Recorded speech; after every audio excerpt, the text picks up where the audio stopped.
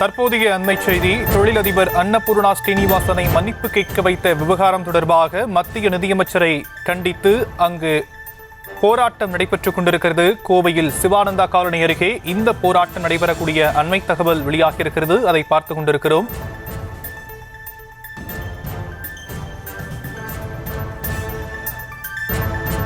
இது குறித்தான விவரங்களை நேரலையில் வழங்குவதற்காக எம்முடைய செய்தியாளர் அருண் இணைகிறார். அவரிடம் கேட்கலாம்.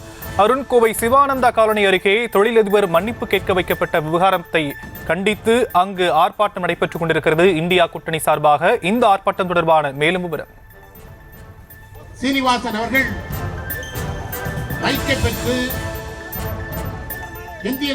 வணக்கம்.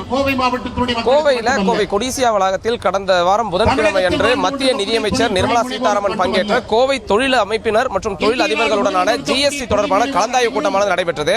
அந்த கலந்தாய்வு கூட்டத்தில் ஜிஎஸ்டியில் இருக்கக்கூடிய குளறுபடிகள் குறித்து கோவையில் உள்ள பிரபல உணவகமான அன்னபூர்ணா உணவகத்தினுடைய உரிமையாளர் சீனிவாசன் தனது கருத்துக்களை கூறியிருந்தார். அந்த கருத்தின் அடிப்படையில் இனிப்புகள் மற்றும் காரம் உள்ளிட்டவற்றிற்கு வெவ்வேறு விதமான வரிகள் விதிக்கப்படுவதாக தெரிவித்திருந்தார். அந்த அடிப்படையில் அன்றைய தினம் அவரது பேச்சு என்பது மிகப்பெரிய ஒரு சர்ச்சைக்குள்ளாகி இருந்தது. அதனை அடுத்துதான் அதற்கு அடுத்த தினம் கோவை ரேடிசன் ப்ளூ விடுதியில் நடைபெற்ற ஒரு ஆலோசனை கூட்டத்திற்கு பிறகு மத்திய நிதியமைச்சர் நிர்மலா சீதாராமனிடம் அன்னபூர்ணா சீனிவாசன் மன்னிப்பு கேட்பது போன்ற ஒரு வீடியோ காட்சியானது வெளியாகி இருந்தது. அந்த வீடியோ காட்சி வெளியாகி மிகப்பெரிய ஒரு பரபரப்பை ஏற்படுத்திய நிலையில இந்த சம்பவத்திற்கு எதிர்ப்பு தெரிவித்து பல்வேறு அரசியல் கட்சியினர் கருத்து தெரிவித்து வந்திருந்தனர். இந்த நிலையில தான் கோவை சிவானந்தா காலனி அடுத்த பவர் ஹவுஸ் பகுதியில் திமுக மற்றும் அதன் கூட்டணி கட்சிகளான இந்தியா கூட்டணி சார்பில் கண்டன ஆர்ப்பாட்டமானது நடைபெற்று வருகிறது. இந்த ஆர்ப்பாட்டத்தில் திமுக, விடுதலை சிறுத்தைகள், காங்கிரஸ், சிபிஎம், சிபிஐ, கொங்குநாடு மக்கள் தேசிய கட்சி, தந்தை பெரியார் திராவிடர் கழகம் என பல்வேறு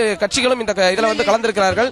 அந்தந்த கட்சிகளினுடைய மாவட்ட செயலாளர்கள் இந்த ஆர்ப்பாட்டத்தில் பங்கேற்கக்கூடிய நிலையில இந்த சர்ச்சைக்கு காரணமான கிரீம் பன் மற்றும் பன் ஆகியவற்றை மாலையாக அணிந்து திமுகவினர் மற்றும் இந்த கூட்டணி கட்சியினர் தங்களது கண்டனத்தை தெரிவித்திருக்கிறார்கள். குறிப்பாக கோவையை சேர்ந்த தொழிலதிபரை மன்னிப்பு கேட்க வைத்த மத்திய அமைச்சர் நிர்மலா சீதாராமனுக்கு எதிராக தங்களது கண்டன கோஷங்களையும் அவர்கள் எழுப்பி வந்து கொண்டிருக்கிறார்கள்.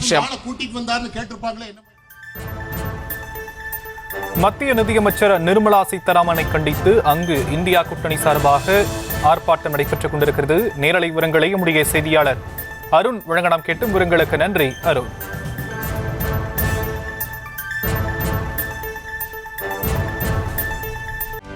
செய்திகளை உடனுக்குடனும் துல்லியமாகவும் தெரிந்து கொள்ள சப்ஸ்கிரைப் பண்ணுங்க.